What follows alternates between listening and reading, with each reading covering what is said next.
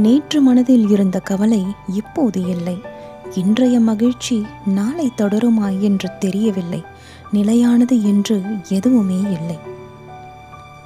நன்றாக பேசுபவர்கள் எல்லாம் நமக்கு நன்மையே செய்வார்கள் என்று நம்பிக்கை கொள்ளாதே.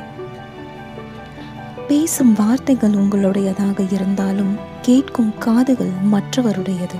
வார்த்தைகளை ஆராய்ந்து கவனமாக பேசுங்கள். பிறர் மனம் வருந்தும்படி பேசாதீர்கள்.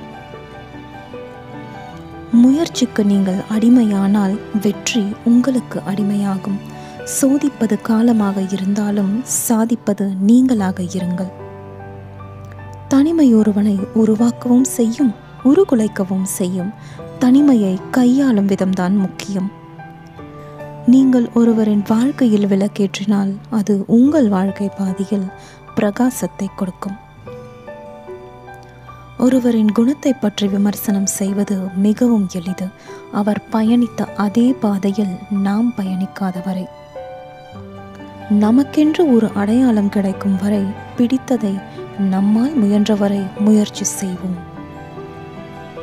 இங்கு சமாதானம் செய்து கொள்வதில் யாருக்கும் பிரச்சனை இல்லை.